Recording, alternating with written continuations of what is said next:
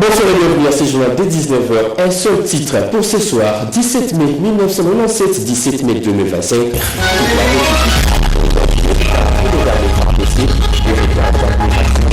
Reconnaissance envers l'armée nationale. Et à cette occasion, plusieurs activités ont été organisées à travers le pays pour honorer les FARDC. Dans ce journal, nous avons réservé une partie pour cette journée de la Révolution et des Forces armées. Vous suivrez la marche des soutiens des sportifs, les sensibilisations et aussi les appels lancés aux jeunes pour intégrer l'armée nationale. Voilà tout pour le titre. Mesdames et messieurs, encore une fois, bonsoir et bienvenue à vous sur le régional, la radio-télévision nationale congolaise. Des séances d'exercice des tirs d'armes à feu en Ituri, des manœuvres militaires pour améliorer la capacité des tirs à balles réelles des forces armées engagées au front, des exercices militaires classiques organisés par la MONUSCO. Regardez. Les forces armées en Ituri, engagées dans les opérations, renforcent leurs capacités opérationnelles afin d'écraser les ennemis de la paix. Voilà donc, les Fumigènes, si vous êtes prêts, Le commandant de la force onusienne, ceci a pour but de soutenir la mission commune FARDC-MONUSCO du maintien de la paix et sécurité. Alors, je veux également remercier son Excellence le gouverneur de la province de l'Ituri pour la confiance témoignée à la MONUSCO dans l'organisation de cette formation et leur participation enthousiastique dans cet événement. Et enfin, je témoigne ma reconnaissance aux FARDC pour leur participation active, disciplinée. Le commandant des opérations militaires en Ituri, le lieutenant-général Boyanka Chamadjoni, qui a présidé cette cérémonie, a salué cette collaboration entre les deux forces. Et le résultat, c'est qu'en Ituri, nos forces, ensemble avec vous, ont très bien évolué. Et nous n'avons pas cédé le terrain à l'ennemi. Et je voudrais que cela continue comme cela. Et vous avez vu sur le terrain, que ce soit les forces spéciales, que ce soit l'infanterie, vous avez vu comment ils se sont comportés. Ils se sont comportés avec bravoure. Profitant de l'occasion, le gouverneur militaire a exhorté ses compagnons d'armes au respect de règles et d'engagement. Nalingi, Nengebukozonga, Nabalite Nabino, pour pratiquer et l'okoye bataille civile. Kotanga ou Outi Kotanga, et ça pour la fierté et armée la mission. Tolokani! Et ça pour la protection de la population de la mission. Et surtout, pour détruire Munguna. Notons que ceci s'inscrit dans le cadre de la montée en puissance des forces armées à travers la formation, afin de mettre hors d'état de nuire les ennemis de la paix. Souhait du commandant suprême des FARDC et de la PNC, Félix Antoine Tshisekedi Tshilombo.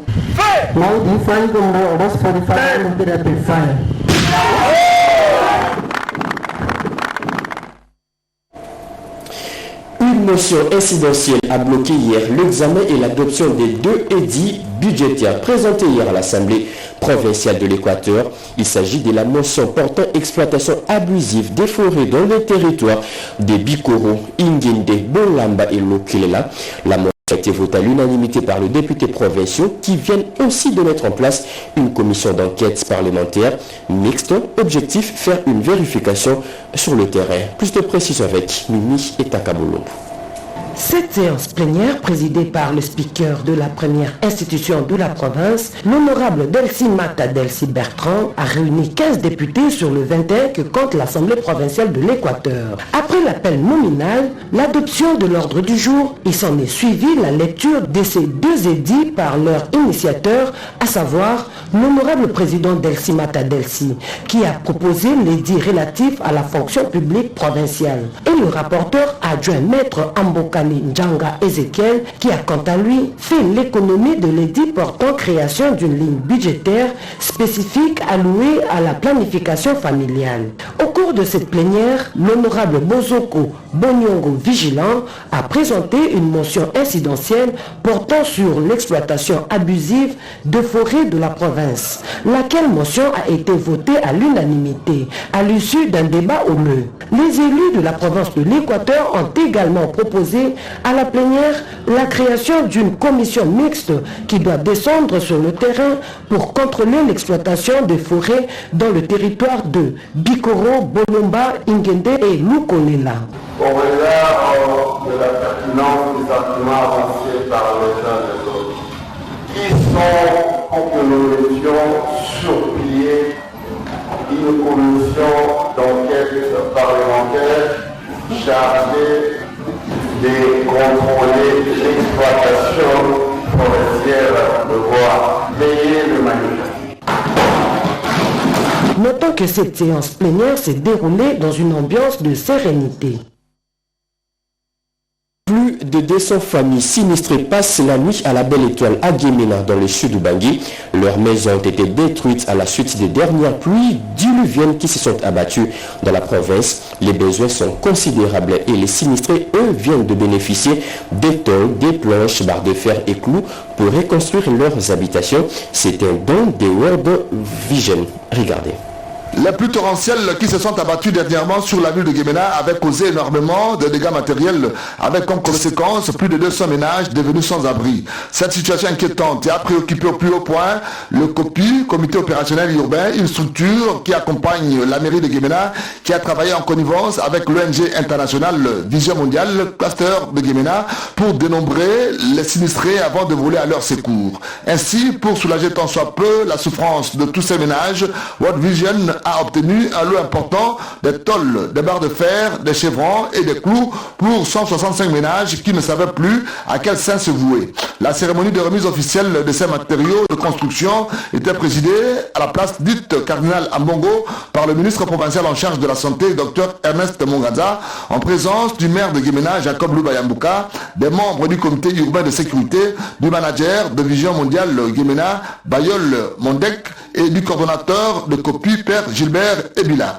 Prenons la parole après le coordonnateur de COPI qui a rappelé le contexte de l'événement. Le maire de Guémena a remercié les responsables de Vision Mondiale qui apportent leur soutien à ces ménages qui doivent l'accepter de tout cœur et d'en faire bon usage. Il s'en a suivi la remise symbolique par le représentant de l'autorité provinciale qui a également exprimé sa gratitude à l'organisation World Vision. À l'occasion, le manager Bayol s'est livré à la presse pour dire la motivation de ce soutien. Nous sommes en train de travailler pour les vulnérables et au mois de mars, notre communauté de Guémena a été frappée par les pluies torrentielles et certains ménages ont perdu leur maison, toiture, clôture étaient détruites.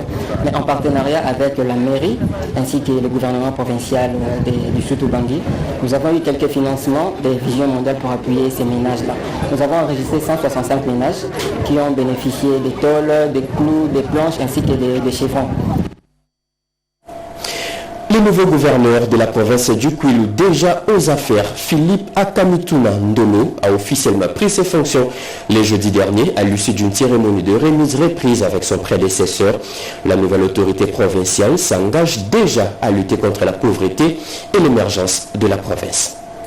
La province du Kwilu a un nouveau gouverneur, Akamituna Ndolo Philippe. Il a pris officiellement ses fonctions ce jeudi 15 mai 2025 au cours d'une cérémonie de remise et reprise organisée au gouvernorat des provinces à Bandundu, siège des institutions de la province sous la supervision de l'inspecteur provincial de la territoriale, Didier Lawela, en présence du président de l'Assemblée provinciale du Kwilu, Kumpel Passi Claude, des membres du comité provincial de sécurité et des invités de marque issus de différentes structures. Après l'aéroport où il a été accueilli chaleureusement en province de Kinshasa, l'élu s'est adressé à la grande foule qui s'est invitée pour lui rendre des hommages mérités dans la matinée. Nous allons présenter Beno, vice-gouverneur.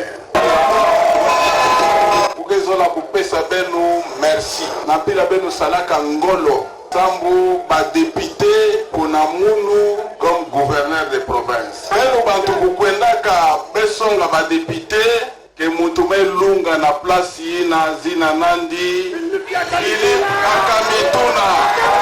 Dans une ambiance de fraternité, Félicien Kiwaïmouadi, le gouverneur sortant, lui a remis les symboles de pouvoir afin de présider au sommet de la province. Ce dernier n'a pas manqué de mots. Notre choix aujourd'hui, c'est laquelle?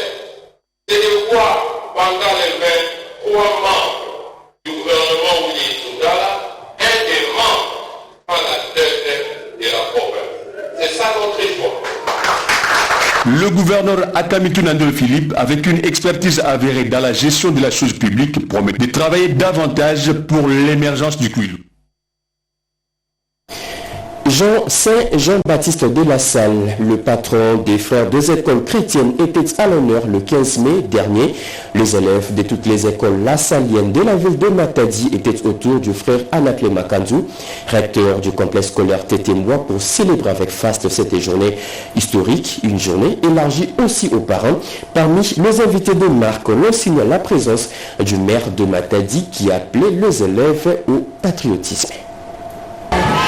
Le maire de Matadi, Dominique Kodiambete, a pris part à la célébration de la fête patronale en l'honneur de Saint Jean-Baptiste de la Salle organisée par le frère Anakle Makanzou, recteur du complexe scolaire Tétémois privé, en présence des parents et élèves. Le frère Anakle Makanzou, recteur du complexe scolaire Tétémois, a salué le soutien de l'autorité urbaine Dominique Kodiambete. Nous voulons particulièrement dire un merci spécial à notre maire de la ville qui nous a honorés par sa présence et cela nous va droit au cœur. Par ailleurs, le maire de Matadi, Dominique Kodiambete, a exhorté les élèves au patriotisme. Nous sommes à l'aise, notre relève est bien assurée. Donc à nos enfants d'être disciplinés, de bien suivre les enseignements qui sont dispensés ici et partout ailleurs. Nous n'avons que ce pays. Nous n'allons pas laisser nos ennemis venir prendre le dessus sur nous parce que nous avons un pays potentiellement riche et avec 9 voisins nous sommes convoités de partout. Donc déjà dès le bas âge, lorsqu'au niveau de l'école on inculque le patriotisme aux enfants, nous disons bravo à notre cher frère recteur, bravo à notre préfet, également bravo aux parents qui ont choisi Tétémois privé pour l'éducation de leurs enfants. On ne peut pas remplacer Jules Alingueté. On lui succède des mots prononcés par le nouveau patron de l'inspection générale de finances, Christophe Bitassi-Moi. Le nouveau chef des services de l'IGF l'a dit au cours d'une cérémonie de remise reprise avec son prédécesseur Jules Alingueté. Une cérémonie présidée par le directeur des cabinets du chef de l'État, Anthony Kinzo. Plus de précision avec Guylaine Kabalondi. Récemment nommé par ordonnance présidentielle, le nouvel inspecteur général chef de service de l'inspection générale de finances a officiellement pris ses fonctions au terme d'une sobre cérémonie de remise-reprise. Devant les directeurs de cabinet du chef de l'État Anthony Kinzo Kamole, qui présidait la dite cérémonie, Jules Alingueté Kei et Christophe Bitassi-Moi Bahaï ont signé le procès verbal après avoir parcouru l'un après l'autre les dossiers importants en cours de traitement. L'inspecteur chef des services sortant a remercié le chef de l'État pour la confiance faite en sa personne avant de vanter les capacités de ses successeurs avec qui il a travaillé pendant de longues années. Je connais vos capacités respectives pour avoir évolué avec vous. Je ne doute pas que vous donnerez le meilleur de vous-même pour rendre toujours la noblesse à l'inspection générale des finances et aller de l'avant.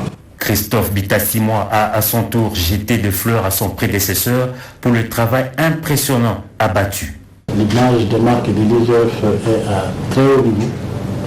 Aujourd'hui, c'est une institution très respectée et sur laquelle la population fonde beaucoup d'espoir. On ne peut que lui reconnaître ce travail abattu. Avant de clôturer la cérémonie, le directeur de cabinet du président de la République a rappelé à l'inspecteur chef des services Christophe Bitassi-Moi Bahaï et son adjoint Emmanuel Chibingu Nsenga l'importance que le chef de l'État accorde à ses services spécialisés de la présidence de la République ainsi que les attentes de la population. Le commandant suprême insiste sur la confidentialité. Il insiste sur la discrétion, sur l'efficacité, sur la méticulosité du travail. S'adressant à l'inspecteur chef des services sortants, le directeur du cabinet du chef de l'État a reconnu à sa juste valeur les travaux abattus par Jules Alingueté, à qui il a vivement recommandé la discrétion et la grandeur d'homme d'État. Les gens à l'extérieur peuvent dire que vous n'avez pas été parfait, mais nous pouvons dire que vous avez fait ce qu'il fallait. Vous avez redoré ce blason de l'inspection générale des finances, vous avez fait votre part. L'inspection générale des finances IGF est un service spécialisé de la présidence de la République chargé du contrôle et de l'audit de la gestion des finances publiques. Elle joue un rôle essentiel dans la lutte contre la corruption et les gaspillages de ressources publiques. 17 mai, c'est aujourd'hui. Toute la République a le regard tourné vers le FARDC, des regards d'admiration et aussi des reconnaissances envers l'armée nationale. Et à cette occasion, les sportifs congolais des arts martiaux de toutes les disciplines ont rendu hommage aux militaires congolais. Ils ont organisé une marche de soutien pour ces hommes qui servaient sous le drapeau. Serge Merlemat nous en parlait. Tous unis. Plusieurs jeunes sportifs congolais de différentes disciplines sportives ont pris part à cette activité pacifique de soutien aux forces loyalistes engagées au front et au chef de l'État Félix-Antoine Tshisekedi Tshilombo. En tête de cortège, il y avait Maître Landry Bissidi Tshilombo, responsable de l'Académie des sports de Bandal. Cette marche est partie du rond-point Mollard à Bandal, en passant par l'avenue de la Libération, ex-24 novembre, a eu comme point de chute les palais du peuple. Dans une déclaration faite à la presse à l'issue de cette marche pacifique, ces différents sportifs congolais ont exprimé leur colère contre la guerre d'agression rwandaise et ont réitéré leur soutien indéfectible au chef de l'État Félix-Antoine Tshisekedi Tshilombo pour tous les efforts consentis pour protéger l'intégrité et la souveraineté de la RDC. Ils ont également manifesté leur solidarité et soutien à nos vaillants soldats pour leur bravoure. Par ailleurs, ces différents sportifs ont invité tous les Congolais à l'unité et les a appelés aussi à honorer les rappelés afin de réaliser sa mission, ainsi qu'à lutter contre le tribalisme pour construire la République démocratique du Congo. Ces différents sportifs congolais comptent très prochainement organiser d'autres activités visant la sensibilisation de la jeunesse à l'éveil patriotique pour impliquer la population en général à la défense de la patrie agressée. Les femmes et les hommes, tous membres de la fraternité congolaise FRACO, se sont réunis aujourd'hui pour réfléchir sur les avancées diplomatiques enregistrées par le chef de l'État Félix-Antoine Tshisekedi. Ensemble, ils ont aussi pris l'engagement d'être derrière les institutions du pays pour faire échec aux rebelles. Chimendont nous en parlait.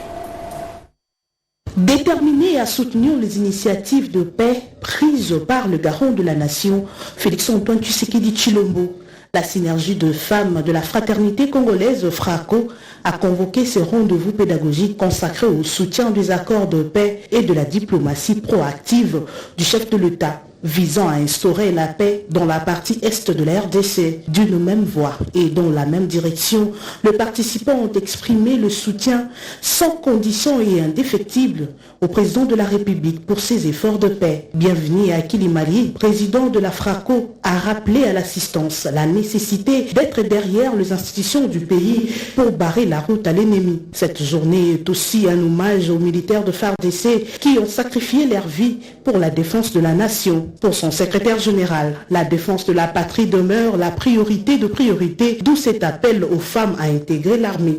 La FRACO appelle le peuple congolais à rester debout, unis et solidaires derrière les efforts du chef de l'État. C'est par la cohésion nationale que nous pourrons bâtir une république forte, résiliente et respectée.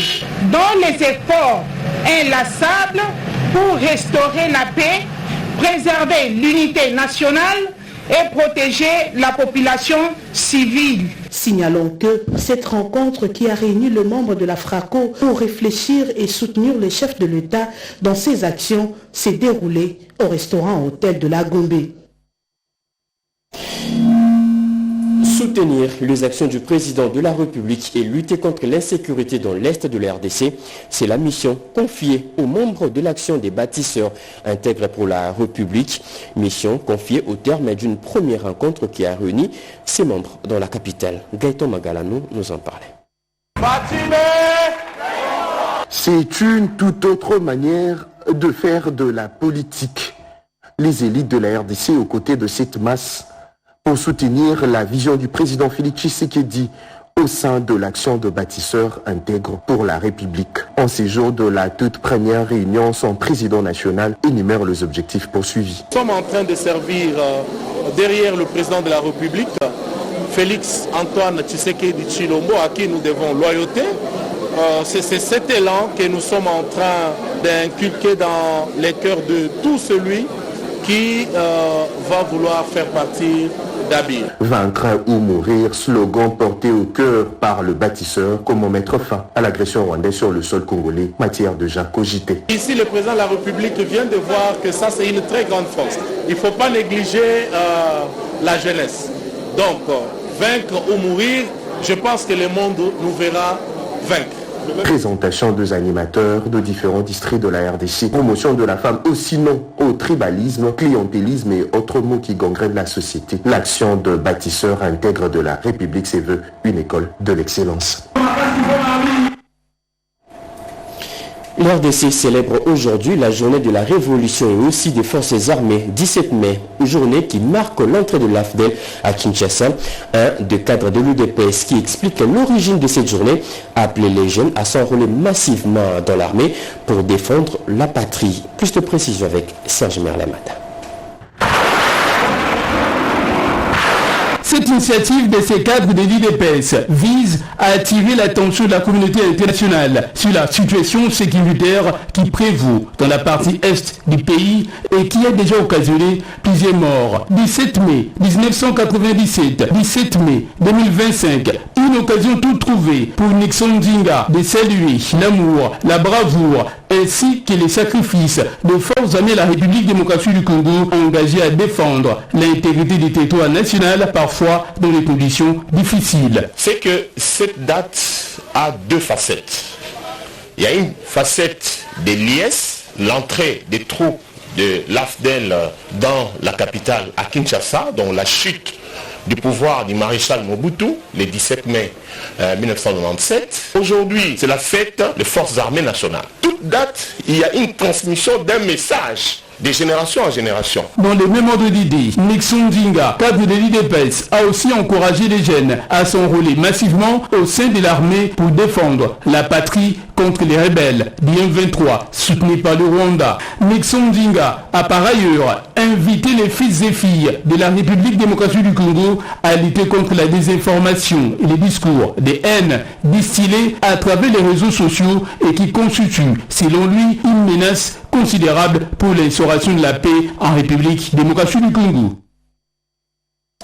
Et puis, ces dates inscrites sur les agendas de fidèles de toutes les confessions religieuses. Le 31 mai, ils sont appelés à l'esplanade du Palais du Peuple pour un culte patriotique déjà à partir de 8 h. Au programme de ces rendez-vous religieux, des prières, des louanges et aussi des adorations.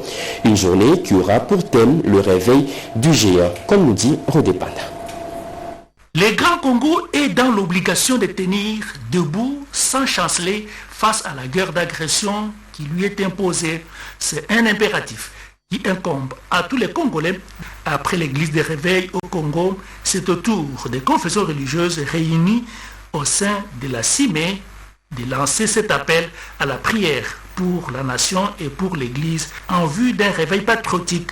Le 31 mai 2025, le rendez-vous est fixé pour une prière patriotique à l'esplanade du Palais du Peuple en sa double qualité d'archevêque, président de l'RC et des confessions religieuses. Ejiba Mampia Évariste précise. Un grand événement spirituel sous le thème Réveil du géant RDC. C'est un culte patriotique où nous vous convions tous, toutes les confessions religieuses. Nous sommes appelés. Venons, disons à Dieu, le Congo t'appartient. Vous êtes patriote, vous aimez la RDC, ce culte vous concerne. Dieu continue de nous protéger. Venez au Palais du Peuple à 8 h, le 31 mai de cette même année. Au programme, nous aurons les chantres, nous aurons les prières. Nous allons encore une fois dédier notre pays entre les mains du Seigneur et lui dire merci. Parce que très bientôt, la guerre appartiendra au passé. Infatigable et assurant, les fronts spirituels aux côtés des institutions établies de la République, les filles et fils de la RDC sont attendus à ces rendez-vous sacrés. C'est depuis le 15 mai dernier que se tient la semaine mondiale pour la sécurité routière. En RDC, la SENPER a déployé ses agents sur la route pour sensibiliser les conducteurs, les passagers, les piétons sur l'importance de différents panneaux de signalisation installés dans la capitale. Encore une fois de plus, Rodépanda. Début ce 15 mai de la semaine mondiale de la sécurité routière. En République démocratique du Congo, la Commission nationale de prévention routière SENPER entend organiser plusieurs activités afin de sensibiliser les usagers de la route, chauffeurs, conducteurs et passagers à bord du véhicule, mais aussi les piétons sur l'importance de la sécurité routière. Occasion pour la délégation syndicale de la SENPER, agents et cadres de ces services spécialisés de l'État en matière de prévention et sécurité routière de réaffirmer leur engagement à sauver les vies humaines sur les routes par la signalisation et surtout de remercier une fois de plus le vice-premier ministre, ministre des Transports, Jean-Pierre Bemba Gombo, pour avoir rétabli la SENPER dans ses droits et attributions régaliennes. Le VPM Jean-Pierre Bemba a montré qu'il est un vrai patriote. Il a réagi positivement. Et donc voilà pourquoi nous sommes venus les remercier et les féliciter.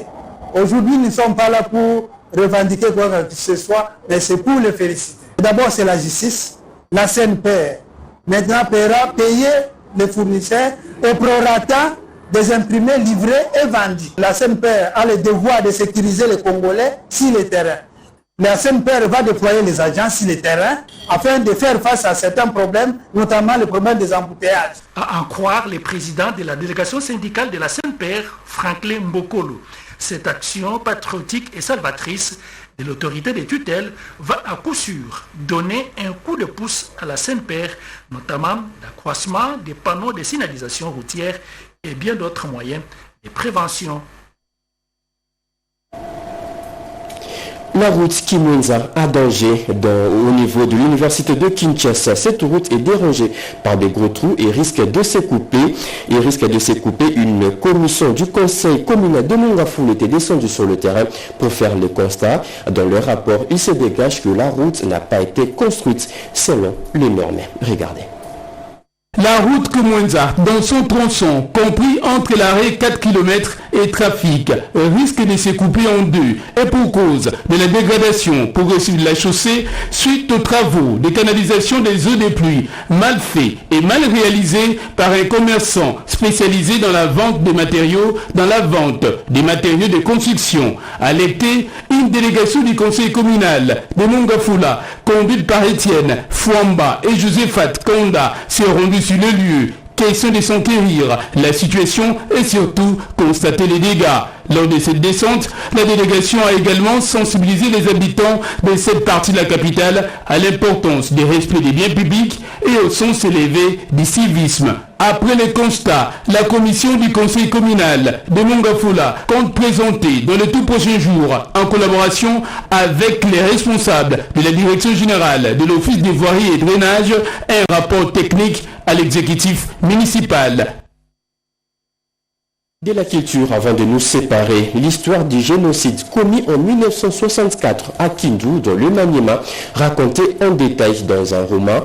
La Maison des Merveilles, c'est le nom de cet ouvrage. Le livre de Godefroy Moine-Boiteau a été porté sur fond baptismaux le jeudi dernier au centre Wallonie-Bruxelles. Rodépanda.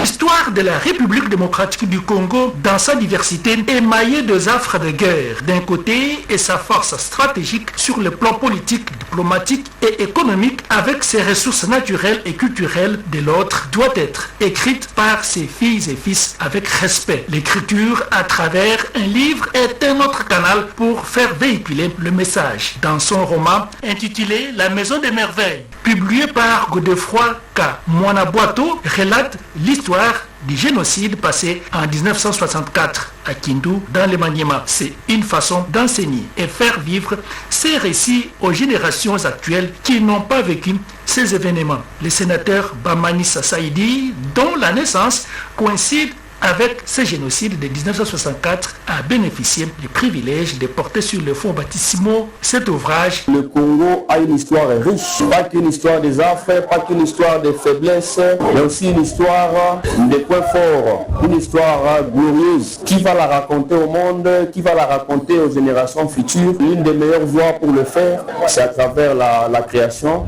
J'estime que l'approche romanesque, c'est une meilleure voie, peut-être cinématographique aussi, pour raconter l'histoire du Congo, que les enfants s'en souviennent. Les amoureux de la plume et de la lecture ont apprécié à juste titre la perspicacité du contenu de cette publication qui vient enrichir la sphère littéraire congolaise.